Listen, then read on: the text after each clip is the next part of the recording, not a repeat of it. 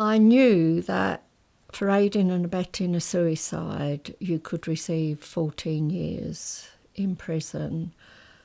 That didn't matter to me at the time. My son's need was so great.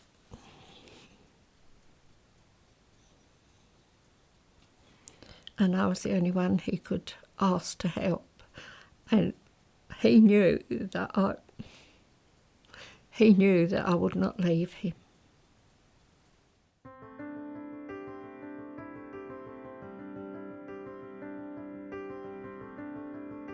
I just felt nothing but anger that we were having to go to Switzerland. I'm afraid one of the reasons was entirely selfish. I hate flying, and I had the prospect of sitting on an aeroplane.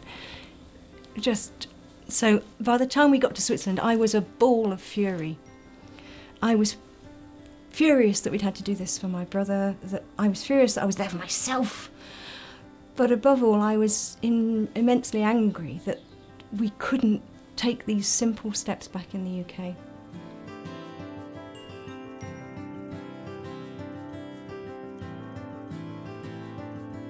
If you believe that people should have power over their own deaths, if you believe that it's wrong that people who've helped those that they love, for example, to go to Switzerland, have to then endure the agony of being investigated, if you think it is wrong that people who know they are going to die in the next few weeks just have to wait and suffer, and that is wrong, then you should support this bill. I think up till now it's been a subject that no one's wanted to talk about. Doctors haven't wanted to talk about it, nurses haven't wanted to talk about it. We've got to the state where life can be prolonged, but sometimes is there a time when it's not worth prolonging? People have become, let's say, less reluctant to talk about it. They've become less reluctant to address the issue that the end of their own life might not be perfect, but if they join Dignity in Dying and make a stand, they might be able to change it, either for themselves or for future generations. I believe in personal choice and empowerment, and that's why I think that Dignity in Dying is absolutely right to campaign for the choice of dying individuals to have an assisted death if they believe their suffering is unbearable. When you've had the misfortune to have something happen to your health and you are really, really ill and you have a great desire to go, I think people should be allowed to have that choice. The current situation in the UK is wrong on so many levels. It's wrong because it's not a choice. Doctors make decisions for patients quite often. Doctors make decisions without discussing them with patients quite often. Where's the choice in that? If you say, oh, but you have the choice to go to Switzerland, that's not a choice for someone who can't physically make the journey, or who hasn't got the financial resources to make the journey, or who simply doesn't want to go to Switzerland to die. Why should anybody have to do that?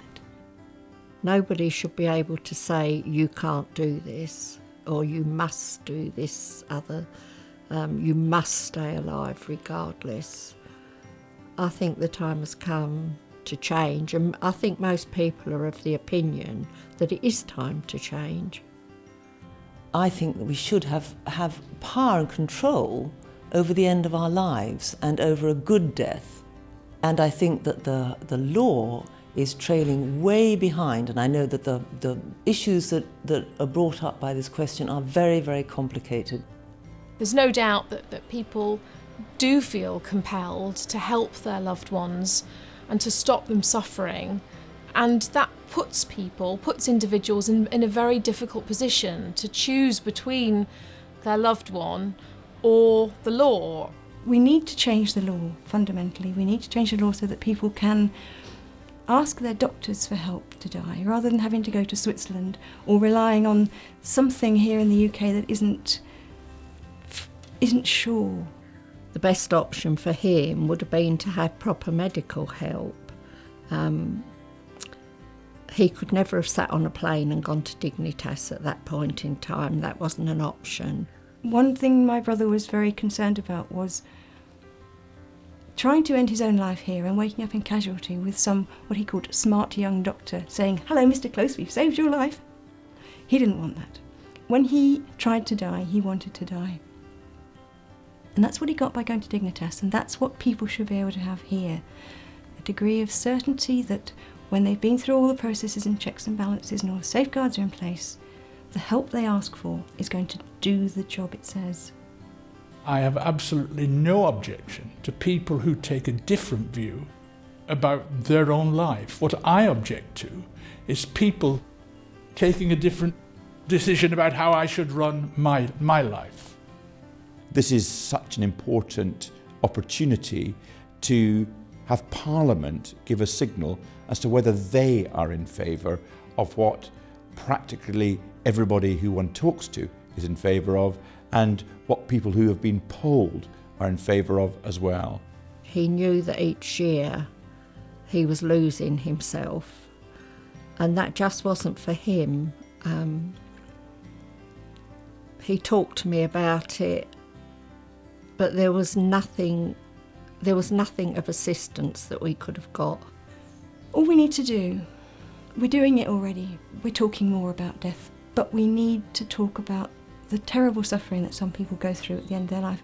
To be on your own, to have someone you love who really, really wants to die, it's not good. It's a source of such comfort to people to know that the end of their life will be in their own control, that they will have that choice at the end. If you believe that change should happen and that dying people should have the kind of death that they want, then you need to add your voice to the debate. This is all about telling parliamentarians that we believe that change should happen. They need to know that, and they need to know that the vast majority of the British public believes it too.